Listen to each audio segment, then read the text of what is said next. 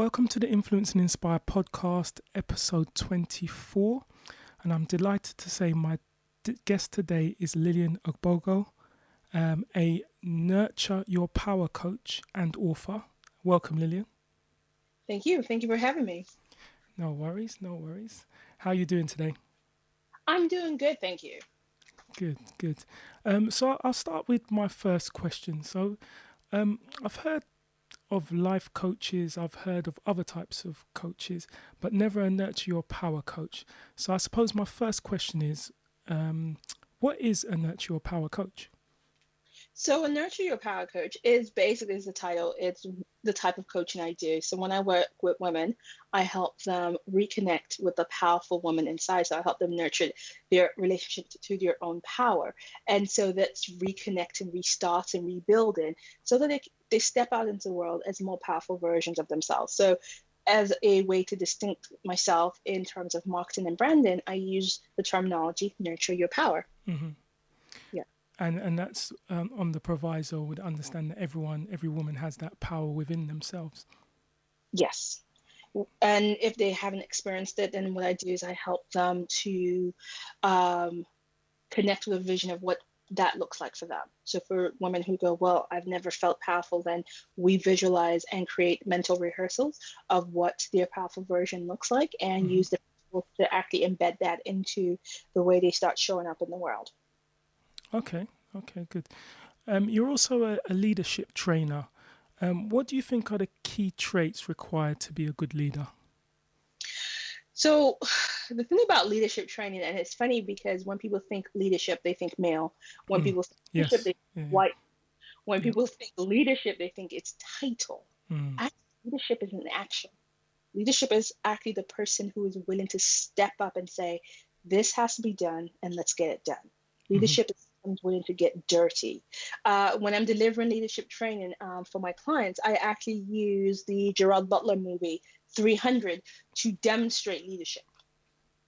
And people go, how can you demonstrate leadership through 300? I go, Mm-hmm. well, first and foremost, I know Ioannidis knew that he had an impossible task. He was going to ask 299 men to follow him on a journey that they may not come back from, which is quite self-evident. They were Mm-hmm. going up an entire garrison. Yep. Leadership requires you to understand and nurture your people. So he didn't say, okay, you seem to be pretty good at javelin throwing, but your knife skills is kind of wonky. So what we're going to do, we're going to force you to learn how to be a better knife person, a better swordsman, rather than have you be on the lead the javelin section of the army and Mm-hmm. and throw the javelin and destroy our enemies.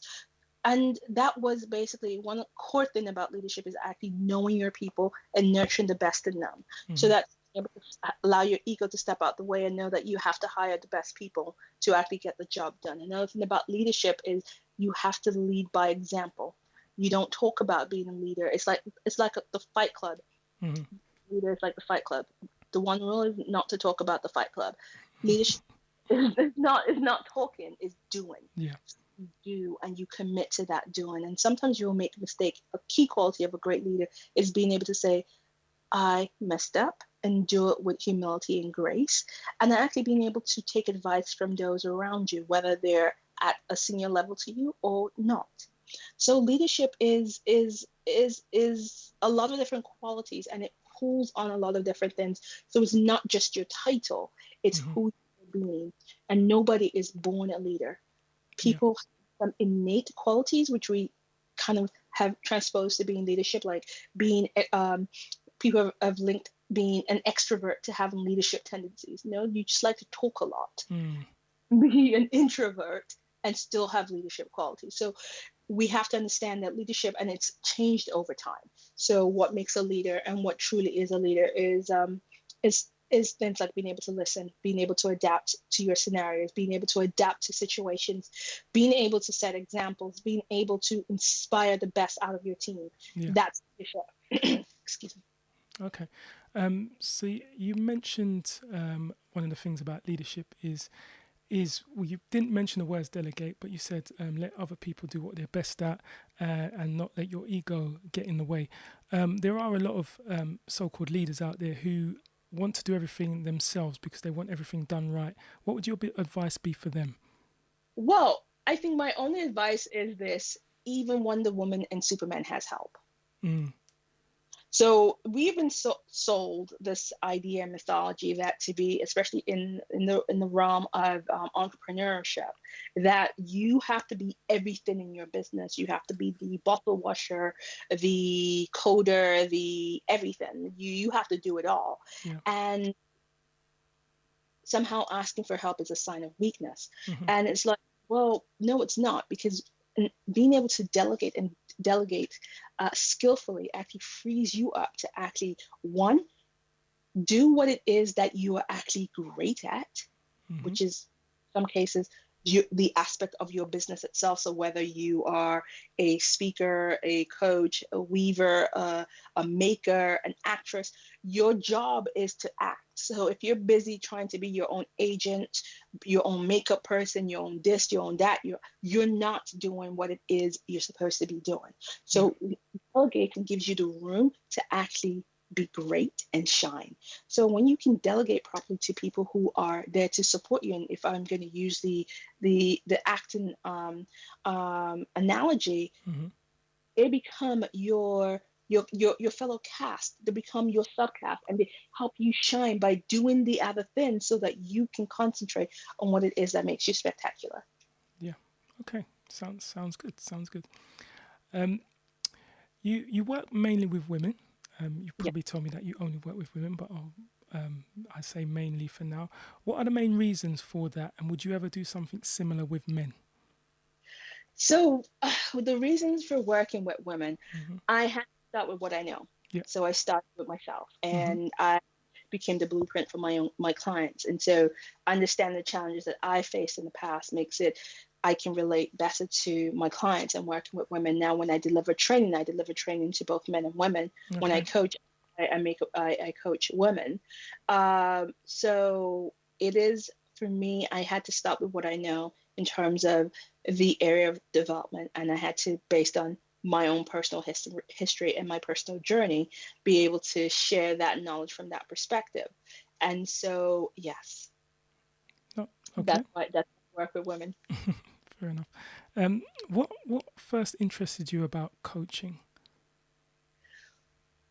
What interested me about coaching, it's funny because it's how I came to know about coaching. Mm-hmm. So I this is back in the day. I'd set up a business with a friend of mine, and we were running events, and lo and behold, we were running events for women, Mm-hmm. which is around empowerment and growth. And I remember we had a particular event, and we had one of our keynote speakers was a NLP coach and trainer herself, and she was just brilliantly amazing. Mm. And I remember at that time I was struggling with the fear of speaking in public. And it was a really bad fear. I used to tell people that I would rather eat broken glass, covered in acid, covered in fire ants, rather than speak in public. But it sounds extreme, but it's all true. Yeah. Yeah. Uh, and I was like, okay, this woman was brilliant, and she worked with somebody on fear, and the result was incredible. And after that, I decided to work with her and work through my own fear, Mm-hmm. learning more about NLP, decided to become an NLP practitioner myself. And it was really a simple matter of I'd seen the profound change it made in my own life. And I decided that I wanted to be able to make that level of change in somebody else's life. Okay. And you mentioned NLP. Can you just tell me what that is, and the Sure, listeners? sure. I do apologize. I should Yeah, have that's started. fine. It's Neuro not a problem. Linguistic Programming. And so Neuro Linguistic Programming is a tool that started in the 60s.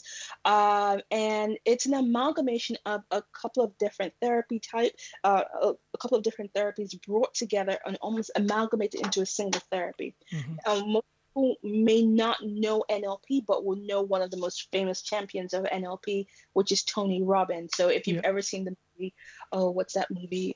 With Jack Black, where Gwyneth Paltrow was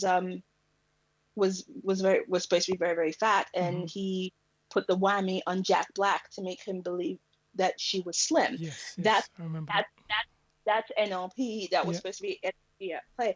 Now NLP has gotten some bad rap over the past, but really what it is, it's being able to reprogram your mind with the language you use and how so that you can become a better version of yourself. So the originators of NLP, they were looking at individuals and who were that some people were able to be successful and some people not so much. And they wanted to find out, could success be modeled? Could success leave clues? Could people copy other people's successes and Mm-hmm. then become successful?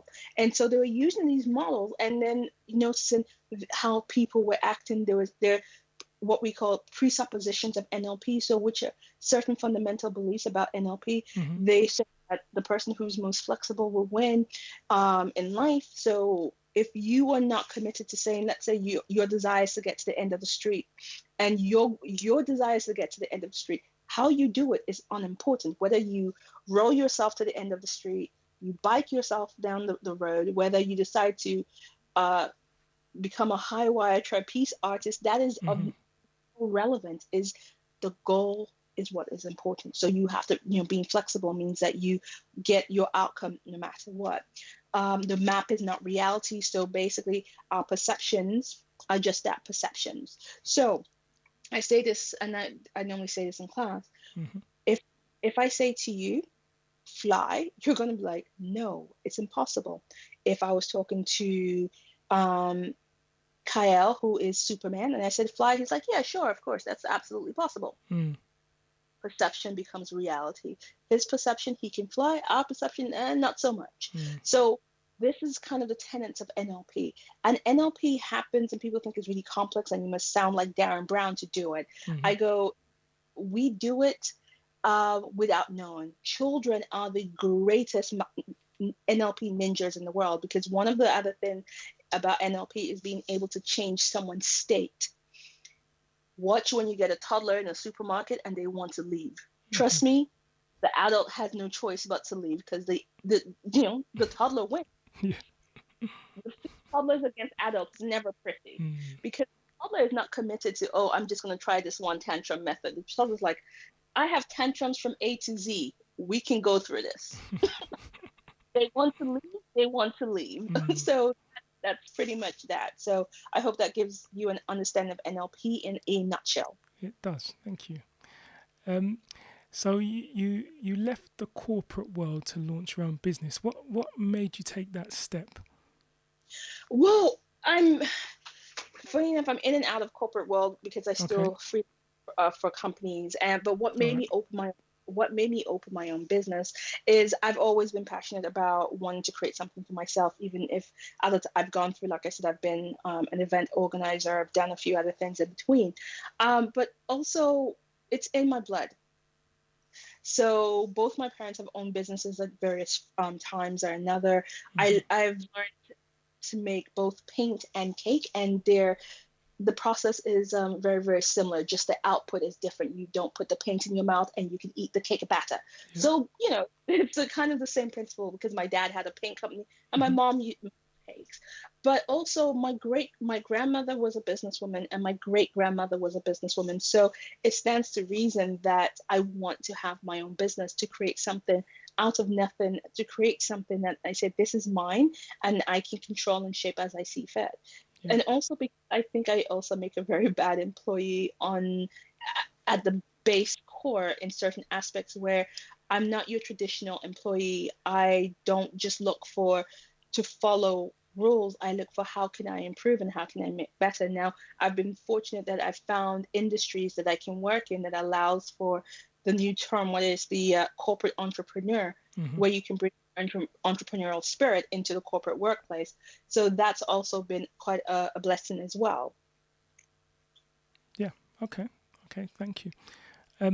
What challenges have you found working through COVID-19?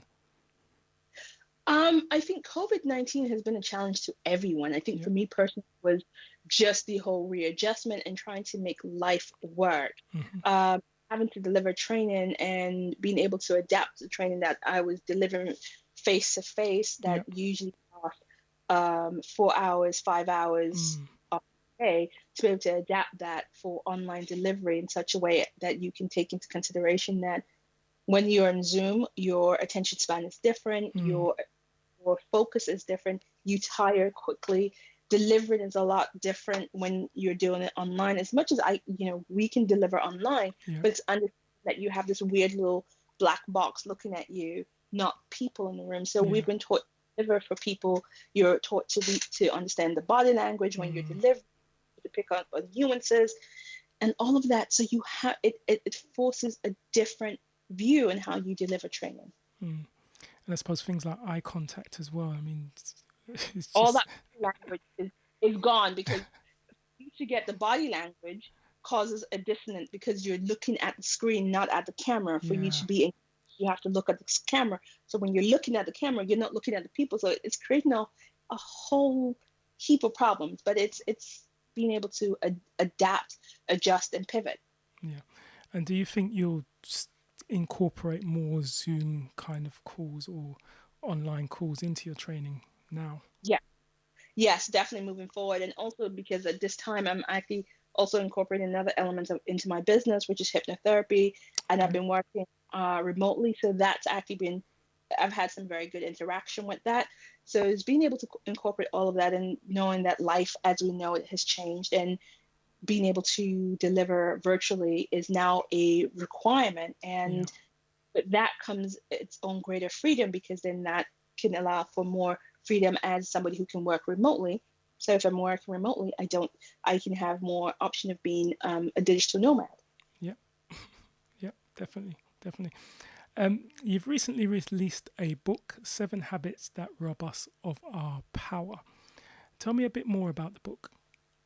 So the book, The 7 Habits That Rob Us of Our Power, is it's targeted at women, and I'm talking about 7 different habits, and I just picked up on 7 that we do as women across the board. And sometimes it may not be in that particular way, in a particular order, but I found that in my case and a few other cases of women that I know, those things are similar.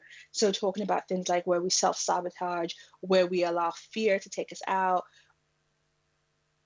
It's funny because speaking for myself, I know on so many occasions that it was my own fear rather than somebody else that actually sabotaged me from putting my hand up for a job role, for a promotion.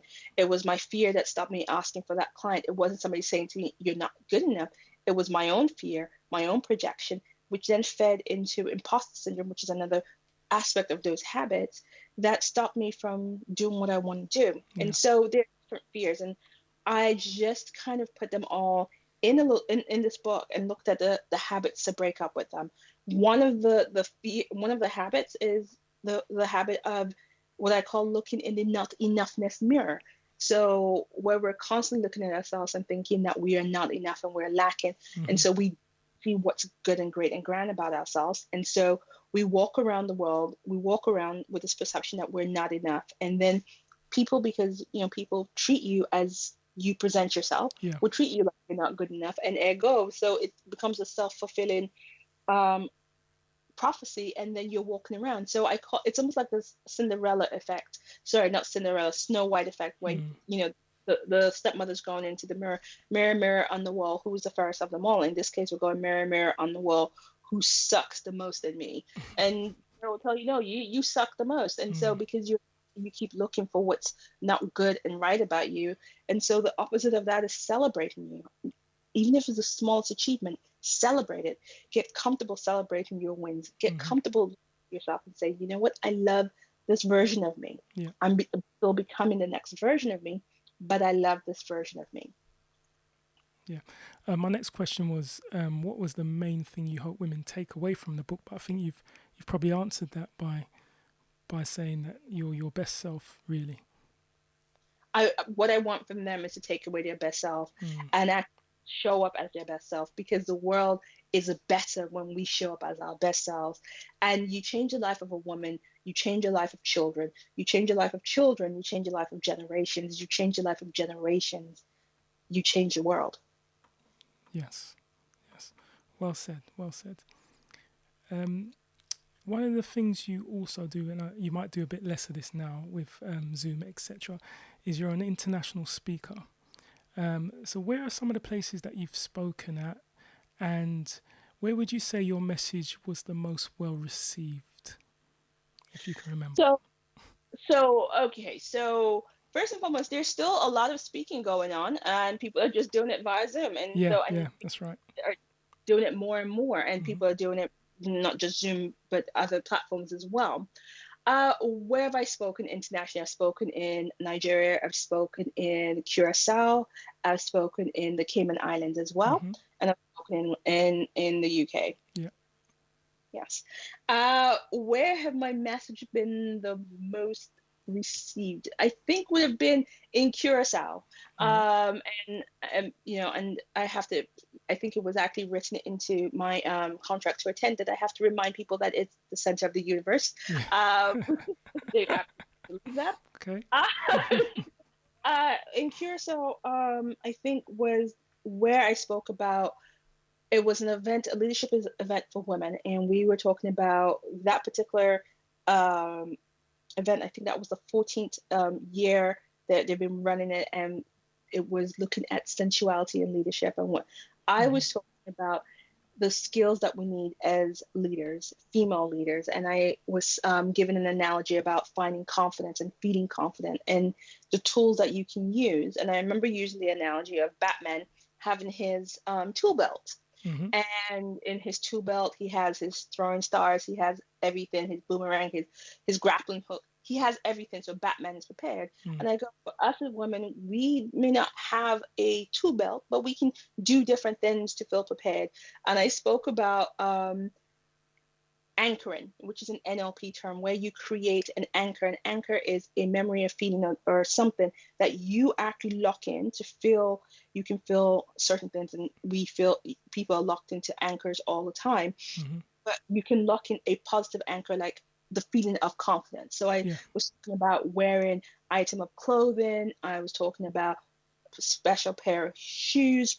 Talking about how even for people have lucky pants, and I go, well, for me, I had lucky underwear because of the color. I used to wear my red underwear when I went for certain interviews, and I felt powerful. And so that was my equivalent of my Batman's two belt was Hmm. my underwear.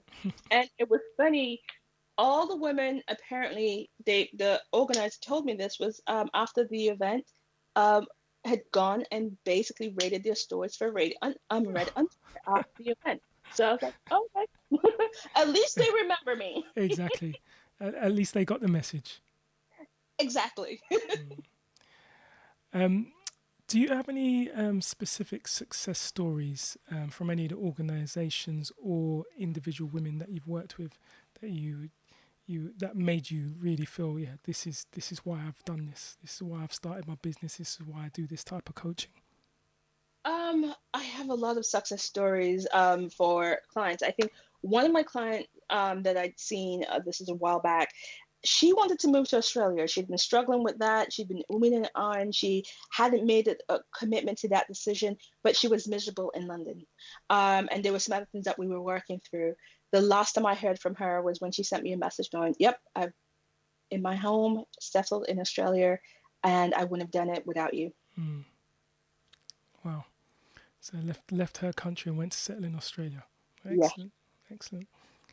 Um, you're also a podcast host, Lillian, and your podcast is called Shine Out Loud Show.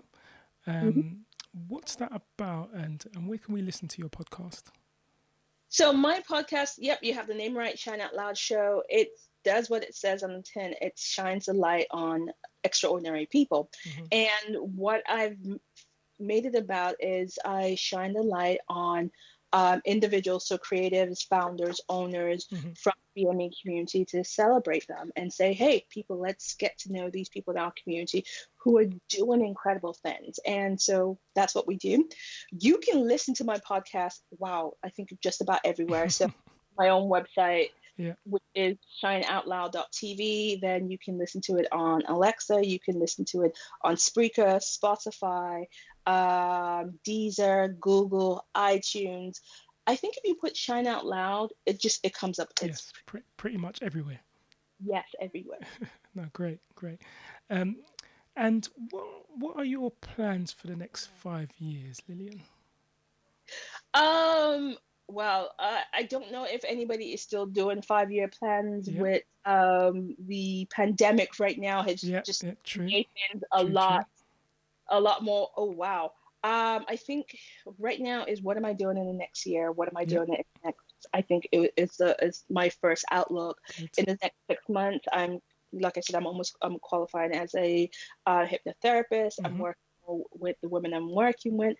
I'm looking forward to being able to continue to do the work that I'm doing and being able to collaborate with more incredible women who are creating their own work so Mhm. that we can work collectively to actually one change the notion and narrative that women of color don't work together, Okay. two to also work in this collective group where we're not just London based but we're global to actually affect a global change in the narrative around women so that women can rise into leadership positions, women can start building legacies, can start transforming their own lives, can transform the lives of others around them, to start getting financial equity, to start getting that seat on a table and stop begging for the crumbs. And we don't need to worry about who's not letting us have that seat on the table because we're going to be carving a global seat on the table, a global table that we can all have a collective seat on. Excellent. Excellent. What's the best way to get in touch with you or request your services? So I'm on LinkedIn, I'm on Instagram. So under LinkedIn, you'll find me under Lillian Ogbogoh. There is the Lillian Ogbogoh. You want the Lillian Ogbogoh, Okay. and you can find me under Instagram, which again Lillian Ogbogoh, on my own website, which is lillianogbogoh.com. And let me just spell that. It's LILLIAN, and that's OGBOGOH.com. And reach out to me that way. The other way is just drop me a message on LinkedIn, Hmm. connect with me, let's have a conversation, and let's see how I can support your journey. Excellent. So I will add all of your links and your contacts to the show notes. And I'd just like to say, Lillian, it has been an absolute pleasure speaking to you today and very enlightening. So thank you for your time, You're welcome. and I'm wishing you all the best. Thank you so much. Thank you.